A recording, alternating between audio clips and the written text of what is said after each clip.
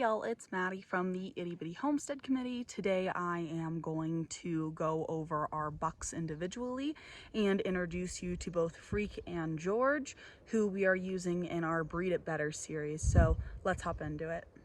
So first up we have Freak. Freak is my buck. He is about 6 months to a year old. We don't really know because we don't have any paperwork from the breeder we got him from other than the fact he's a Californian. With that being said, I absolutely love him. We call him Freak because he is a little freak. He freaks out at everything, and then he's constantly, when you throw dough in with him, perfect. He's just a perfect little breeding buck when it comes to that. So when it comes to Freak's type, I think he's a little long in the shoulder, not really my favorite, but he has a decent high point and you can't really see it, but he has great depth and width, which I absolutely love. No pinched hindquarters, which is definitely a pro. And he's very nicely muscled and just very balanced overall. I really like him as a little breeder. I just wish his shoulders were better, but we have a couple of does that will nicely offset him. With that being said, Freak definitely falls short when it comes to markings. As you can see, his markings are very splotchy and gray on his ears and on his nose. They should be almost a solid black with no white hair smatterings.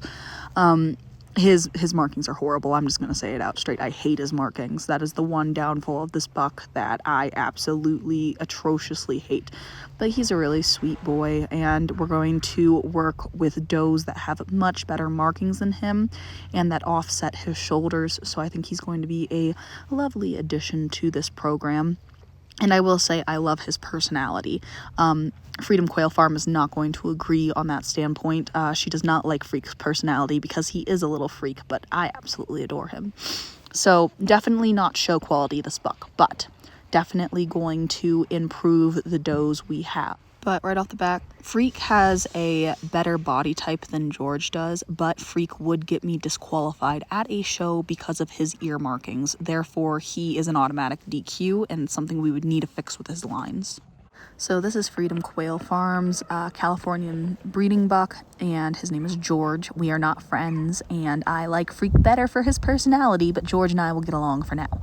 With that being said, straight off the bat, George has some really great ear markings. He does have a little bit of a white mark that comes up into his ear markings on the front that you'll see later in the video. But when it comes to breeding buck-wise, he is going to be amazing to offset Freaks because Freak would get me DQ'd and at least George would get me into the show. With that being said, George is a bit off balance, and I'm not sure if it's the undercut that he has on his rear or that his shoulders are slightly long, because he has a nice point, but it looks kind of off in this video because he's not quite balanced.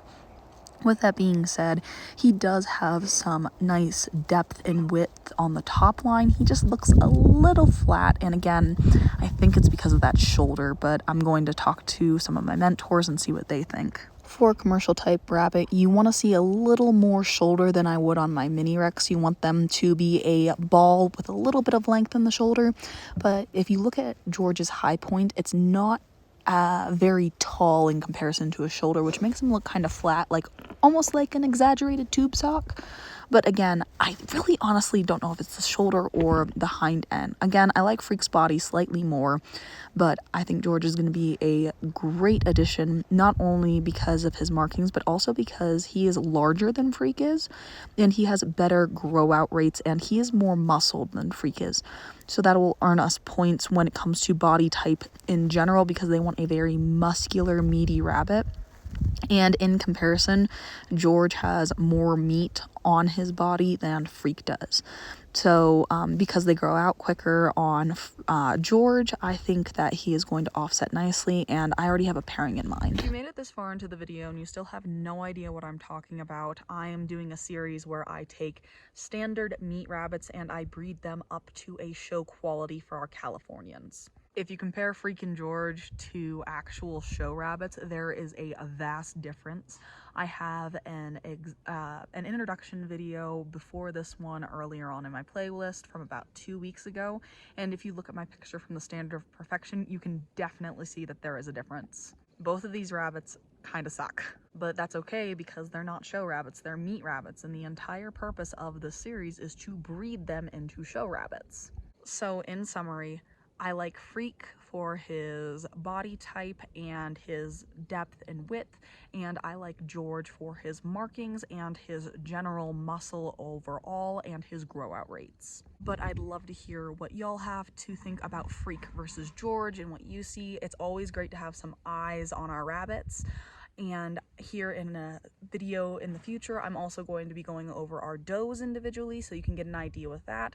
And then we're going to sit down and I'm going to explain why we're going to pair certain bucks with certain does. So yeah, I want to thank y'all so much for getting this far into the video. Please go over to Freedom Quail Farm, give her a hi, tell her I sent you, and tell her I said thank you so much for letting me borrow a couple of her rabbits for this project. But anyway, thank y'all for watching and I'll see y'all in the next one.